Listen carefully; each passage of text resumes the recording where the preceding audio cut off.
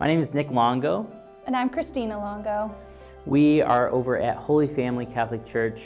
It's a church where I grew up at, and I met her when I was a young adult, and she had moved here from Portland, Oregon, of all places, 3,000 miles away, came here, and she moved here, and we met, and the rest was history for us in our marriage. I mean, there's a long story.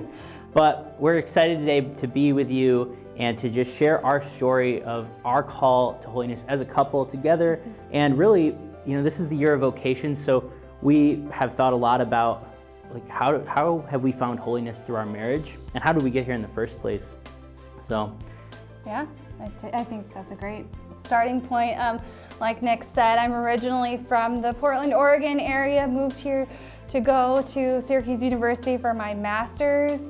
At this point, oh my goodness, 7 years ago, and we met doing diocesan things like Theology on Tap, and shout out to those events. But we met, and the rest is history. But I think we just want to share a little bit about our personal journey and then our journey in faith together.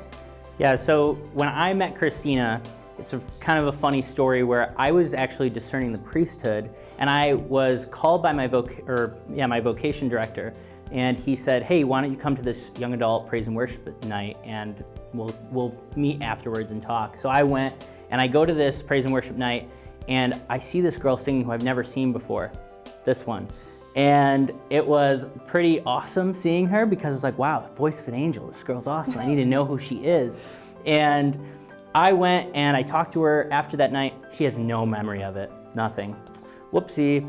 Well, I continued to grow a friendship with her over time, and I remember talking to my vocation director being like, I know I've been thinking about the priesthood, but I just met this girl and she's pretty cool.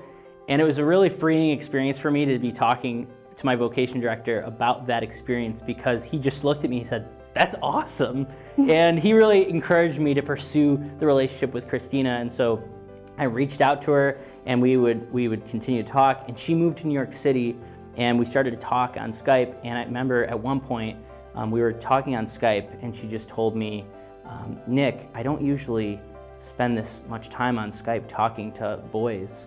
What is going on with this relationship? You need to tell me what is going on with our relationship tomorrow when we have our next Skype date," which wasn't a date at the time. And she hung up, and I was like, oh my gosh, I need to really figure out what's going on here. She really wanted me to define the relationship.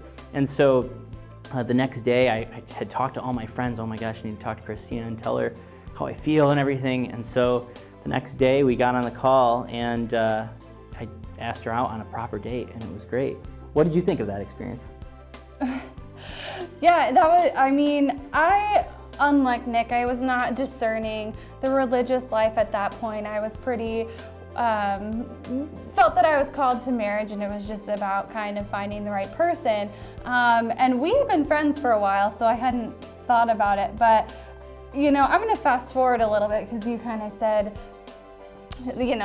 our history leading up to that point. But I was really intentional about who I wanted to discern marriage with. And on our first date, Nick took us to this cemetery in Marcellus. Which was a weird thing to do on a first date, bring somebody to a cemetery. But the reason was that there was this beautiful crucifix, a giant statue there. And so he took us there as the first thing to do, and he's like, all good things start in prayer.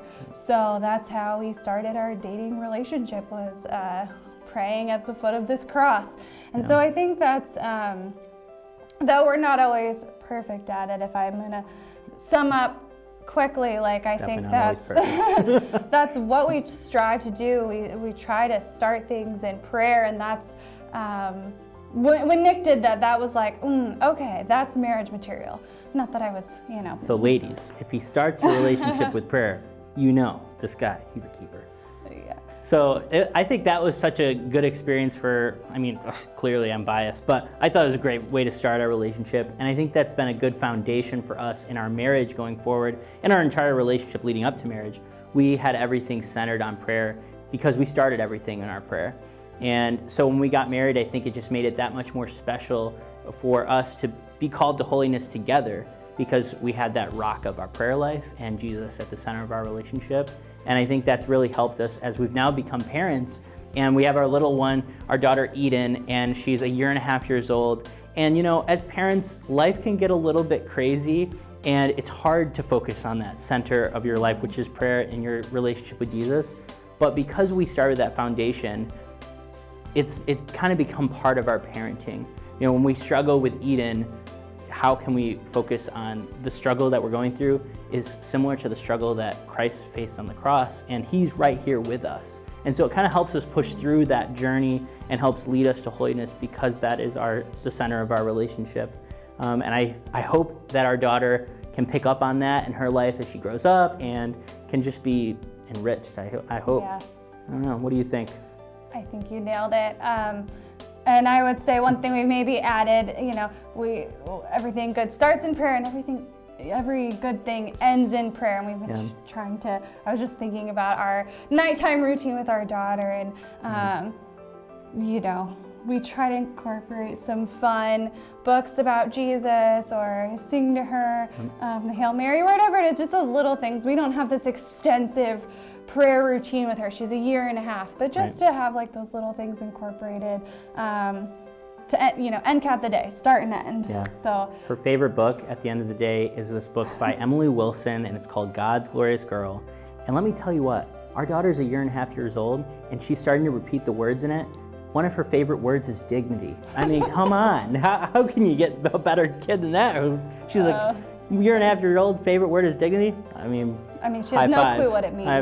Yeah, no clue, but hey, that's cool for us. And then at the end of every night before she goes to bed, we bring her to a picture of Jesus, and she says, "Night, night, Jesus," gives him a hug, and it's just awesome. Yeah, so start and end with prayer.